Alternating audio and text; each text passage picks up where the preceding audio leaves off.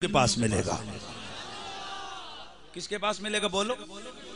असल में हम ये अदब की जो स्टेप है ना, ये नीचे से रखते हैं। हम कहते हैं कि निक्का पुत्र होवे ना तो प्यो दा करे ना, बल्कि निक्का पापा बड़े पापे दी करे तब बड़ा पापा ओदे तो बड़े पापे दी करे ते ओदे तो बड़ा पापा अब्बे रंदी करे ते अब्बो नहीं दादे दी इज्जत करन। यहां से मुआशरा बिल्डअप होता है। ते आजकल तक माहौल के वे के जिले पुत्र थोड़ा जा अंग्रेजी पढ़े ना ते अब्बा जे कोई थोड़ी, अब आपको क्या पता, अब्बा जी तो सही क्या पता, नहीं पता यार। हमने जिस मुआशरे में आंख खोली है वहां का मुआशरा ये है कि जब वालिद बाप बात कर दे ठीक की थी, और हमारे मुआशरे में बाप के सामने टोपी नहीं उतारते।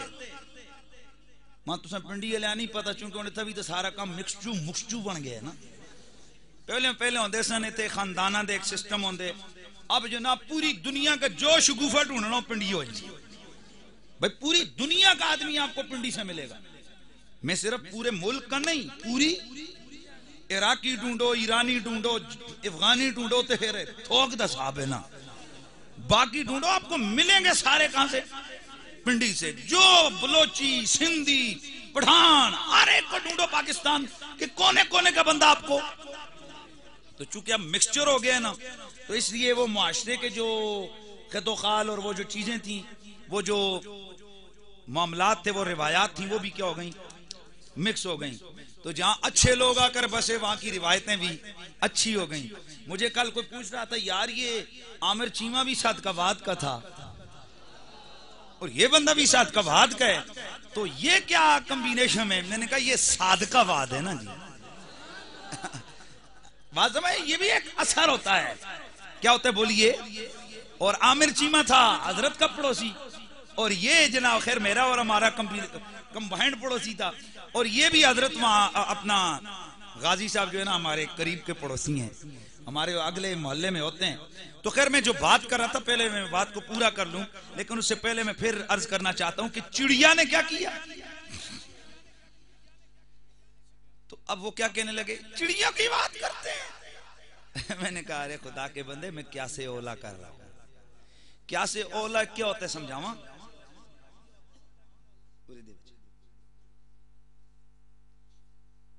और रटी टूपी वाले हमारे पहले नसाया हूं नेड़े आना यार बच्चे आना। ए मैं प्रैक्टिकल करके समझाता, जिंदगी कदे तुसी क्या से ओला भुलण नहीं लगे। पुत्र थरमास चा शाबा मेरा पुत्र बैठ तक लिया ने बच्चा, और भाई देख लिया ना मौली साहब थरमास चाओ औन जे हे माशाअल्लाह तकड़ा ताजा जना। ये आखे जी नहीं जानना दा ते तुसी दलील के दसो। हुण मैं ना बोलदा, गल ओ समझाओ ना जी सबक समझ के उठो। भाई मैं नहीं बोलता, आप बताओ आप क्या दलील लोगे। के अक्सुस पापा तुसी नहीं स्टेज देनी, ए अगो बोलो तुसी के अक्सो ऐसा। हाँ बोलो ना, शर्माओ नहीं नहीं यार। आप कहोगे कि क्या ड्रामे लगा रही है मौलवी, और निक्के जे बच्चे आकर चुके उसने उठा लिया और नहीं समझिए यार, गल नहीं समझिए।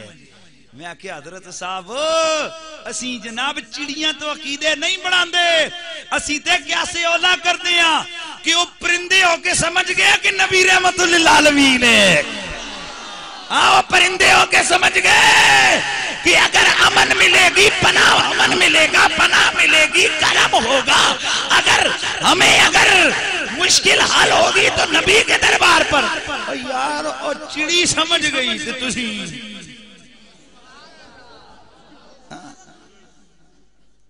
मसला समझ आया कि नहीं आया।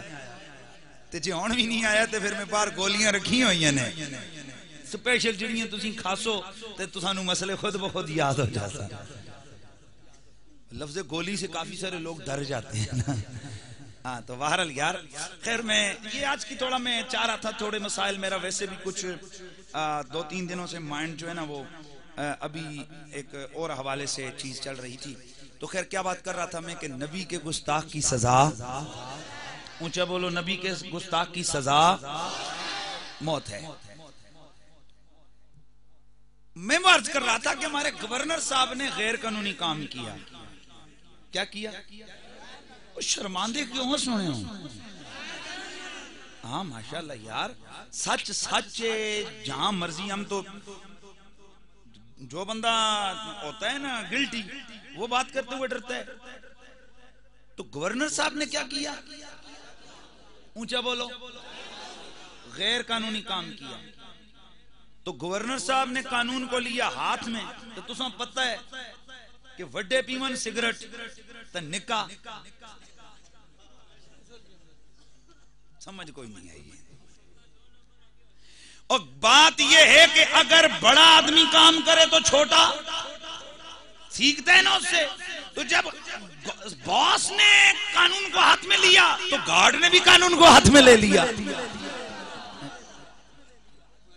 अब हम क्या फैसला करेंगे?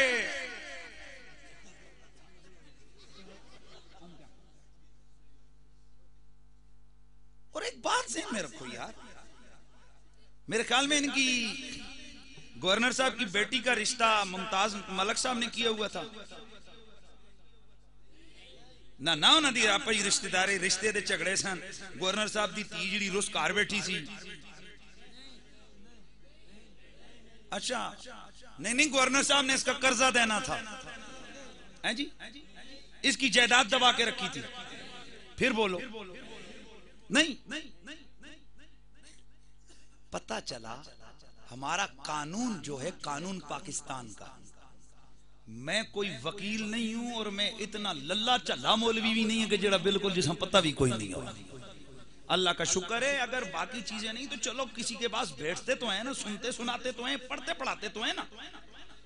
तो उस हवाले से हमारा पाकिस्तान का जो कानून है, जो लॉ है, वो कहते हैं अगर किसी ने किसी को कत्ल किया तो सबसे पहले कानून पूछता है क्यों।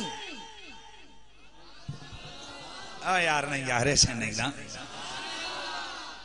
कानून क्या पूछता है? भाई क्यों कत्ल किया, क्यों मारा इसको? तो अगर वो कत्ल हो रिएक्ट में,